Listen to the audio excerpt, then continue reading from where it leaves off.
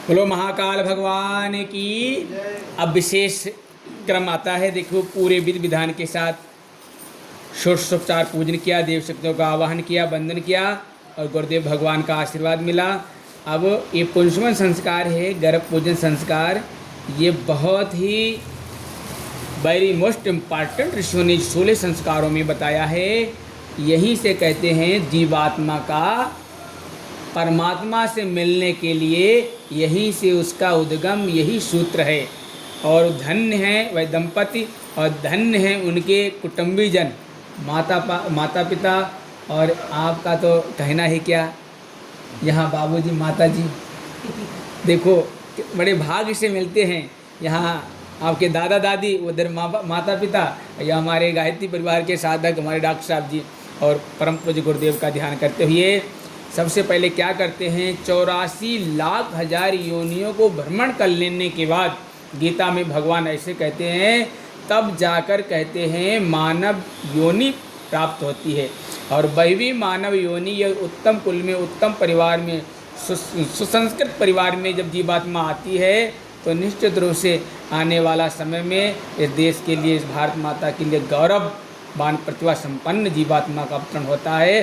तो उसी श्रृंखला में ऋषियों ने जो तप किया, परम पूज्य गुरुदेव ने भागीरथ की तरह तप किया, दधीच की तरह तप किया, लोक कल्याण के लिए, विश्व मानवता को विनाश से बचाने के लिए दैवी योजना लेकर आए। उस योजना का नाम है विचार क्रांति युग निर्माण योजना।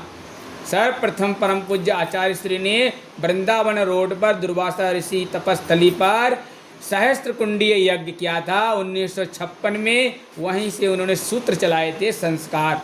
जिस घरों में ये संस्कार चलाए जाएंगे, इस संस्कारों से जुड़ेंगे तो विश्वास के साथ कहते हैं जीवात्मा उस परमपिता परमात्मा का अंश, जो कहते हैं अनेक कलाओं को लेकर जन्म लेगी।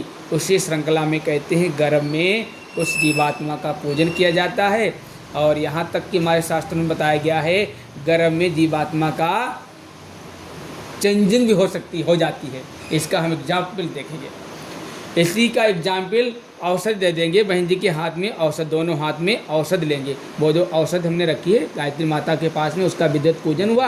हाँ, तो ये औषधि दोनों हाथ में लेकर ऐसे कटोरी को रखते हैं।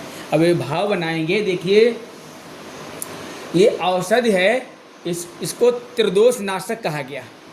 आयुर्वेद महर्षि चरक के अनुसार जो इसमें सबसे पहले नीम के ऊपर पौड़ी हुई यदि गिलोय मिल जाती है, वो 1000 गुना गुणकारी, अनंत गुना गुणकारी बताई गई है।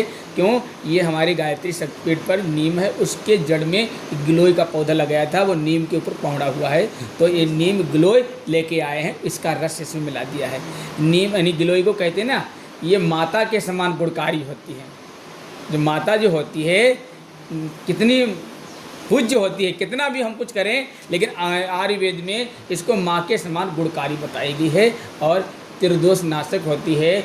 आने वाला जो हमारा जीवात्मा है, तो कहते हैं इसके अंदर इतनी जीवनी शक्ति हो, टाइफाइड है, चिकनगुनिया है, मलेरिया जैसे वायरस जो होते हैं, इस गर्भावस्था में जो हमारी बहनें, माताएं, गर्भवती बहनें होती हैं, 1 चम्मच रस नियमित रूप से खाली पेट लेते हैं, तो आने वाली जो संतान होती है इतनी जीवनी शक्ति प्रखर प्रतिभा संपन्न होती है, उसको ये वायरस वाली जो जानलेवा बीमारियां होती है उसको टच नहीं कर सकती हैं।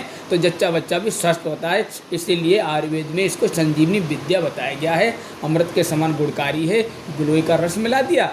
दूसरा हमने औषध इसमें मिलाई है पीपल। कहते हैं ना देव योनि का प्रतीक होता है। भगवान गीता में कहते हैं अर्जुन को, वृक्षों में पीपल का वृक्ष परमात्मा का स्वरूप, नारायण का स्वरूप बताया गया। क्यों? वो देव योनि का प्रतीक होता है। तो बालक हमारा दिव्य गुणों से, दिव्य योनि से आए, अब दिव्य गुणों से संपन्न हो, इसीलिए हमने पीपल के कोपलों का भी इसमें रस मिला दिया।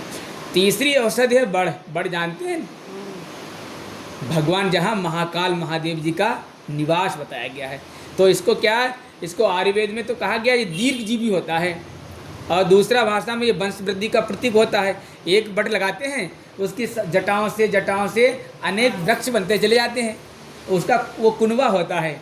तो वो क्या, वंश वृद्धि, हमारा जीवात्मा जो आ रहा है घर में, तो बहुत दीर्घायु हो, बहुत विशाल हो, महादेव जी का आशीर्वाद लेके आए और दीर्घजीवी हो। हैं, दीर्घजीवी के साथ साथ नीलकंठ जैसा भगवान महादेव जी ने पूरे विश्व को बचाने के लिए हलाहल पी लिया था। तो समाज में जितनी बुराइयां हैं, नीलकंठ की तरह देवादेव महादेव जी के गुणों से संपन्न हो, इसलिए इसमें हमने वटवृक्ष का रस भी मिला दिया है। वंश प्रतिभा कुल का दीपक हो, ये सीहोर तक ना सीमित रह जाए, अमेरिका लंदन में भी वो झंडा बुलंद करे अपना सीहोर का। तो ऐसा गायत्री माता से प्रार्थना करते हैं तो निश्चित रूप से कहते हैं हेलीकॉप्टर को उतारने के लिए, प्लेन को उतारने के लिए हेलीपैड बनाते हैं, हेलीकॉप्टर को उतारने के लिए हेलीपैड बनाते हैं। तो कहते हैं इस ब्रह्मांड में अनंत देवात्माएं विचरण कर रही हैं, उनको क्या चाहिए, उनको दिव्य वातावरण चाहिए। तो दिव्य वातावरण कहाँ मिलता है, जहाँ यज्ञ और गायत्री। तो ये तो हमारा घर जो वैसे भी